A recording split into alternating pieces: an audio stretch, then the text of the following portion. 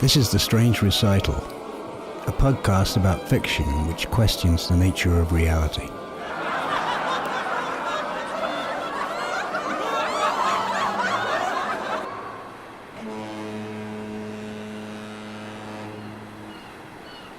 Simon Bearde, steward on the SS Pandora, made a discovery just as his vessel had passed over the equator into the Southern Hemisphere.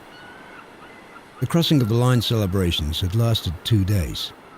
Though they were not as violent as they had once been on naval ships, they still had dangerous undertones. It was a kind of maritime saturnalia where discipline was allowed to lapse as the officers looked on.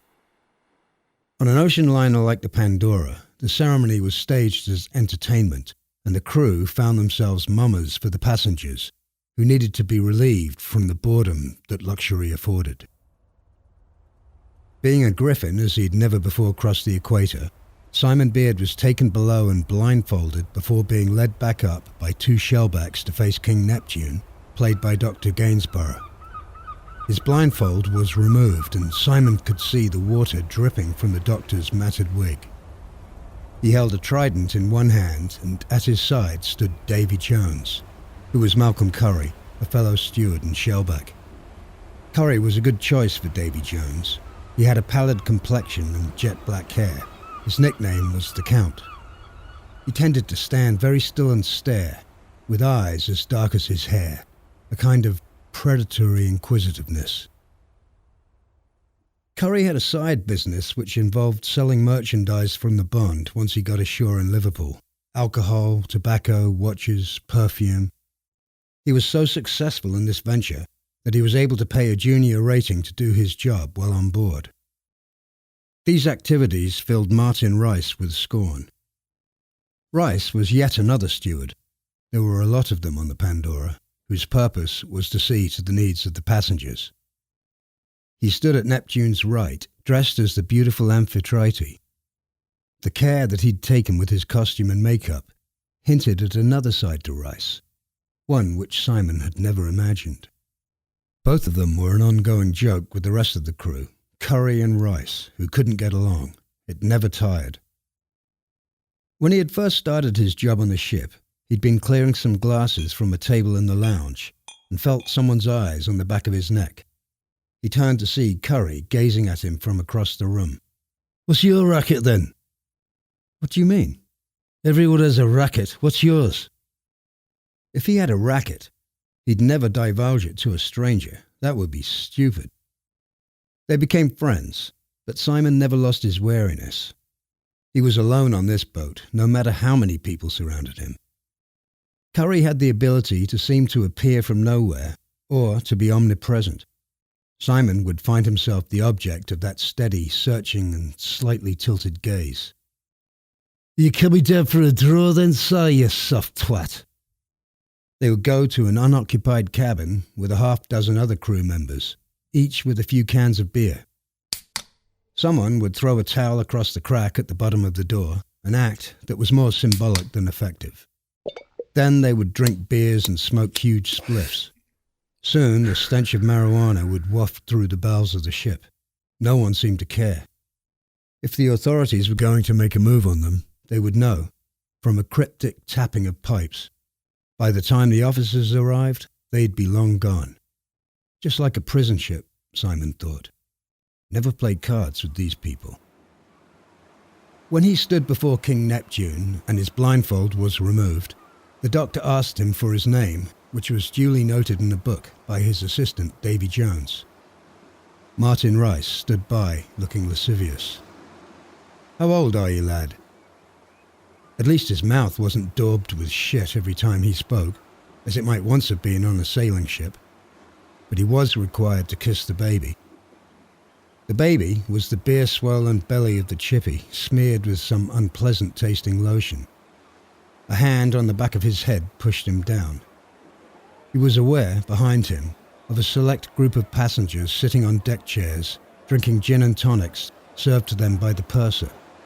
Some of them found the proceedings quite amusing. Then he was suddenly flipped backwards into the swimming pool. When he surfaced spluttering, he was immediately ducked by 2 shellbacks and given the baptism of the line. Then he was hauled out and presented with a certificate splashed in brine, affirming his initiation as a shellback, listing his ship, the date and longitude of his crossing, and instructing all creatures of the deep to refrain from doing him harm. He stood by as the next candidate was led up from below. The following night a storm raged.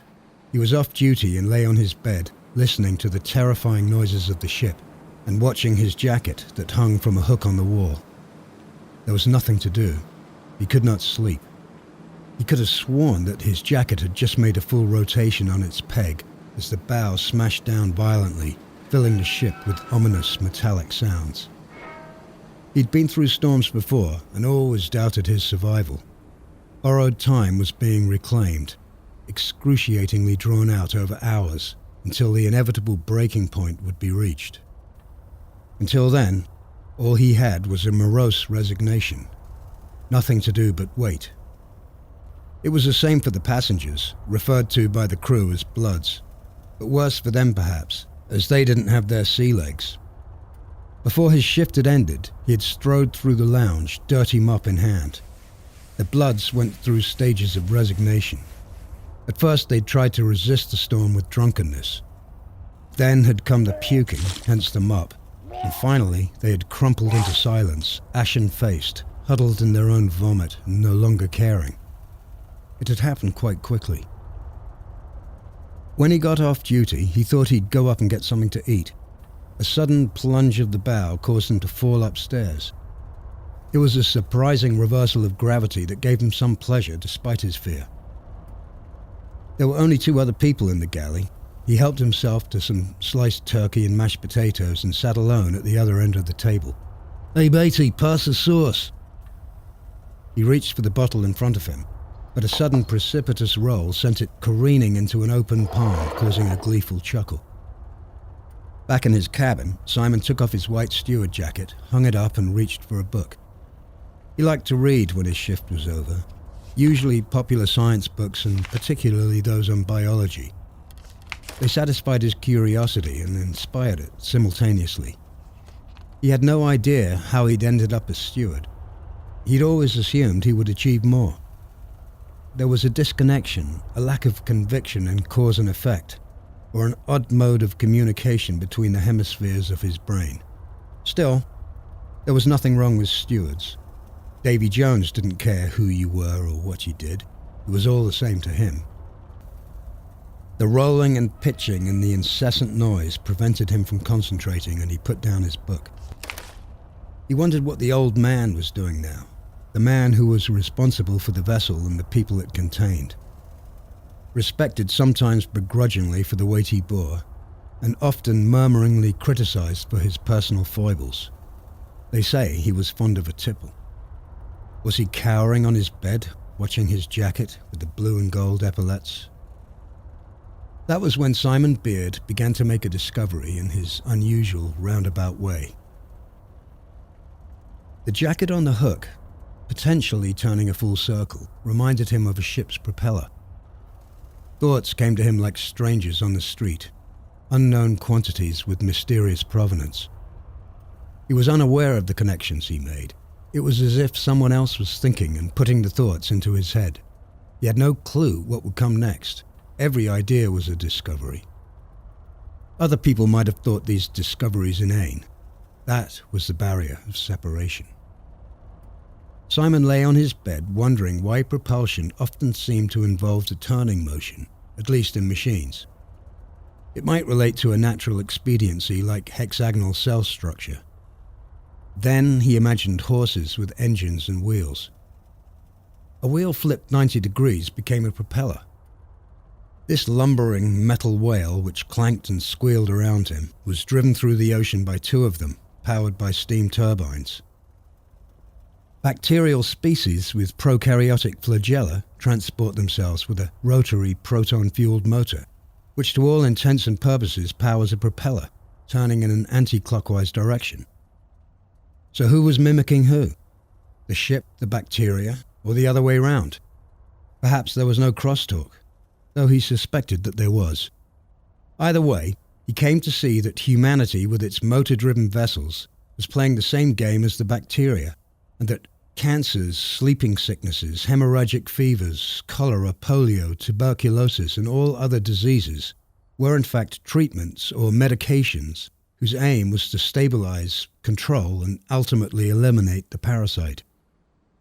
They were administered from a level as far removed from humans as humans were from bacteria, a distant level that occupied the same space. Life was parasitical in nature. Simon found himself swinging his legs from the bed and reaching for his jacket with the noise of the storm in his ears. What made him step out onto the deck when he knew it was expressly forbidden, he could not say. Once outside, he was unable to differentiate sea and sky.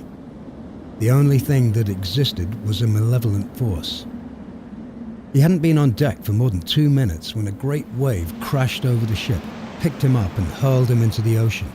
He didn't even see it.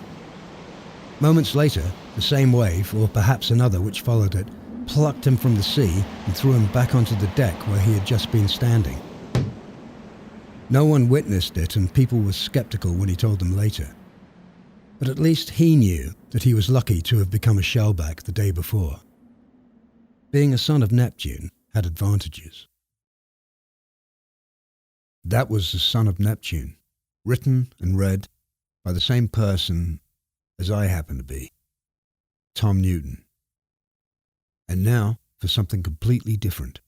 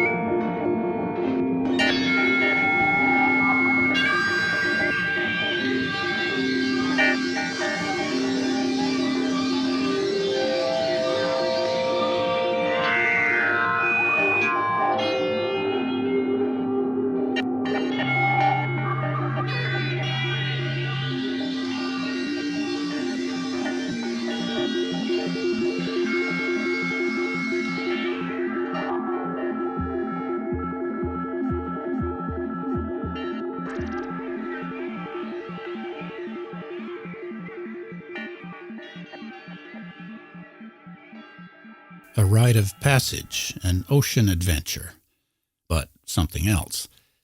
Every last thing is not explained. There are empty spaces between lines on the page and silence between the spoken words.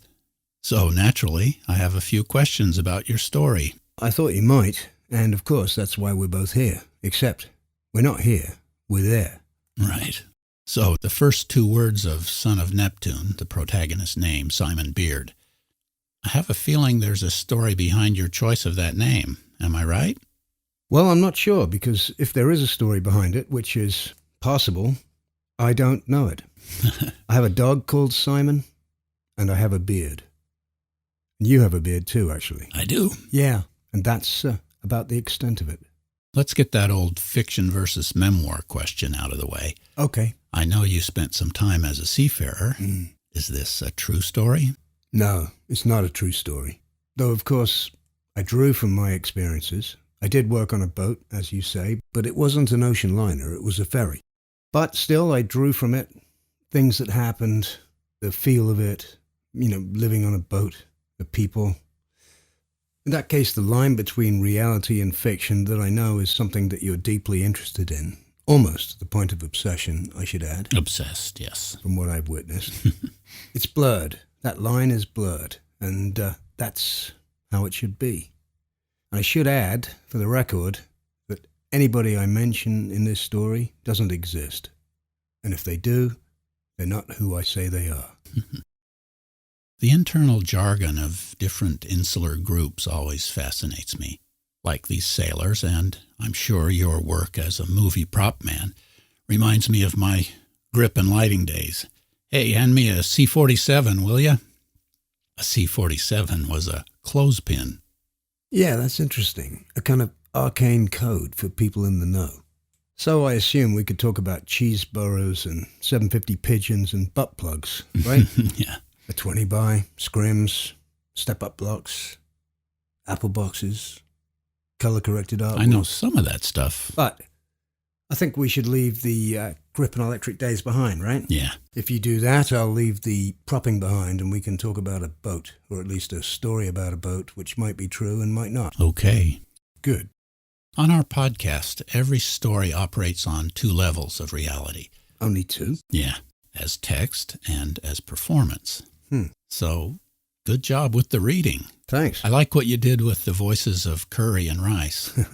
They sound like the Beatles. Yeah. Is that Scouse, or in other words, a Liverpudlian accent? Yeah, that's what it's meant to be. A big majority of the crew on the boat on which I worked were from Liverpool.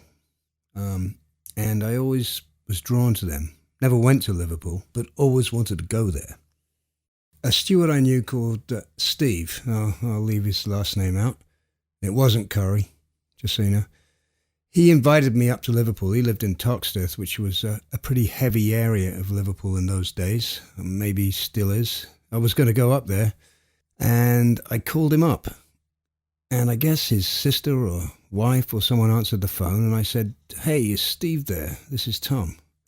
And she just goes, "Ugh, fuck off," and hung up on me. So I never went to Liverpool, but I was always drawn to it. And yeah, it does sound like the Beatles, a bit. That's, it's my attempt at Liverpudlian. Sounded good to me. Well, thank you. That whole riff on propellers is interesting. The pattern repeats on vastly different scales, from bacteria to ocean liners. Simon is experiencing a little revelatory awakening, getting a glimpse into the fractal or holographic nature of the universe.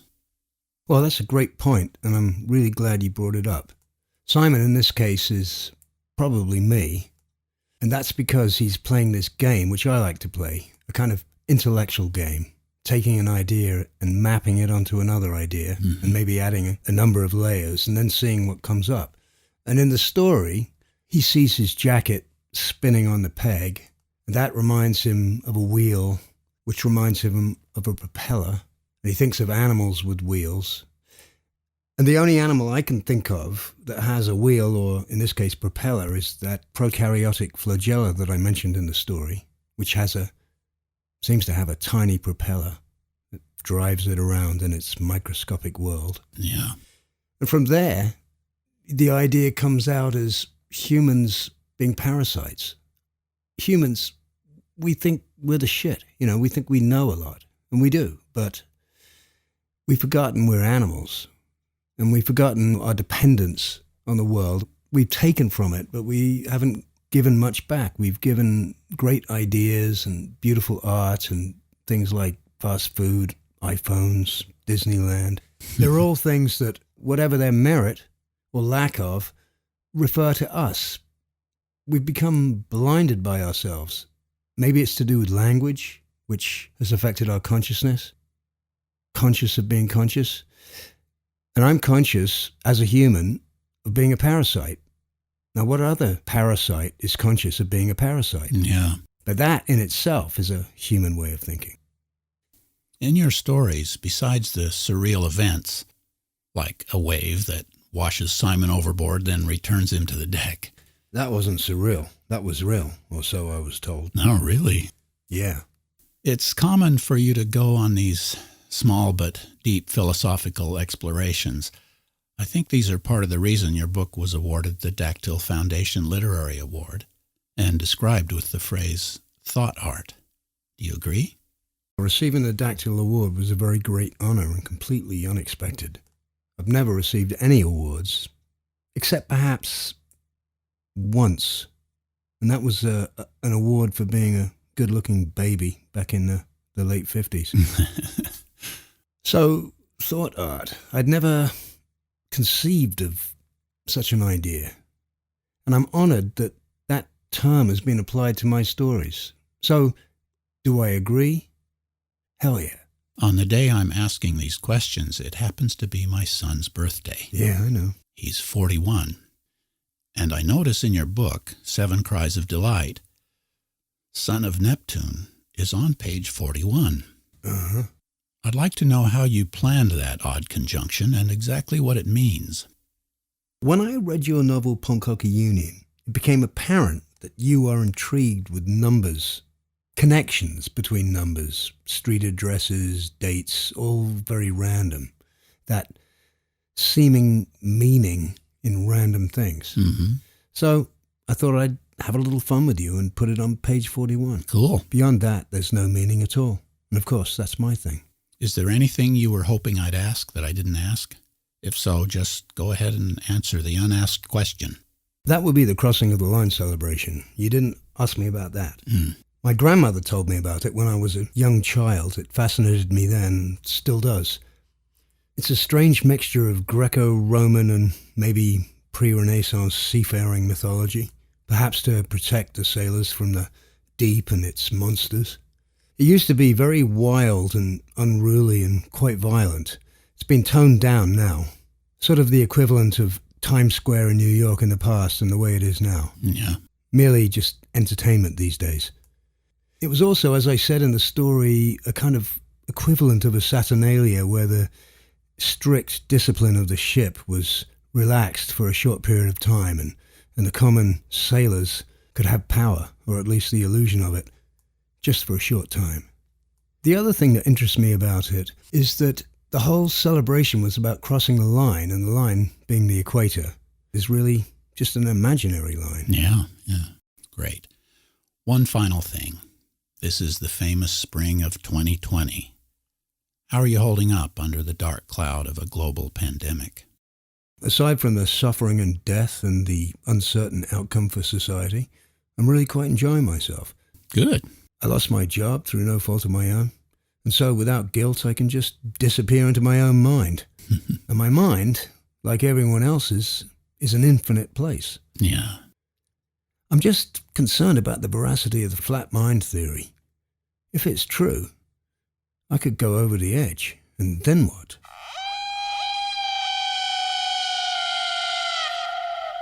As you may know, this is The Strange Recital, on the web at thestrangerecital.com. The music on this episode was an excerpt of a piece by XJ5000 that I believe is called Afternoon Ragas, though I can't be certain. This is episode 20051. By the way, the conversation you just heard between me and Brent was not really a conversation.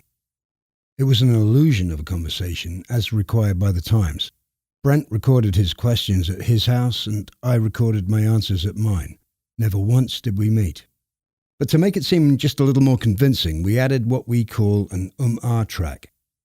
Some vocal interjections to let the listener know that Brent was listening, which he wasn't. He recorded it after the fact and I dropped it in. When I soloed it, I got bowled over with an idea. It just seemed so wonderful to listen to a stream of one-sided interjections. It took meaning to a whole new level. So I played the kalimba for a few minutes and reversed it. Then I put Brent's ah track on top of it, tightening it up just a little. I'll leave you with what I think I'll call kalimba,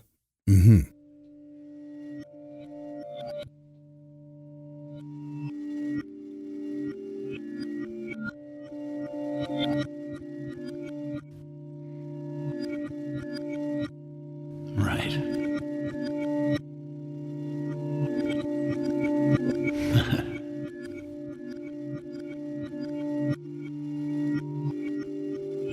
I do. Obsessed, yes.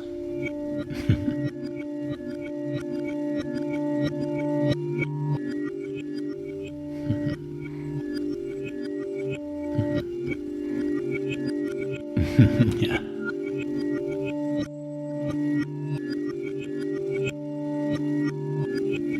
I know some of that stuff. Yeah.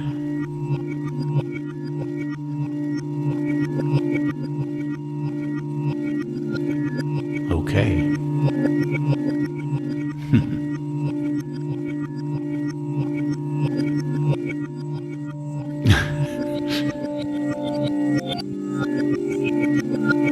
Sounded good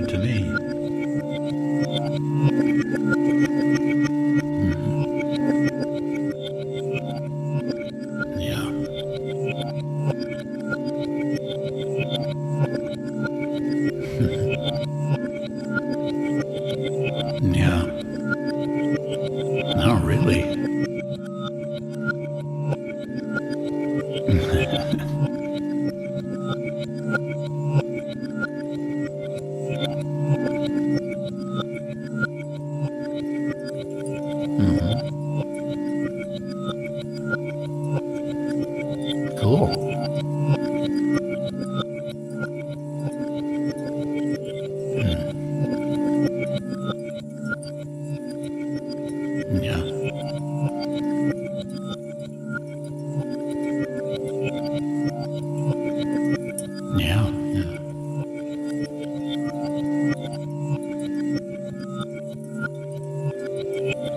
Good.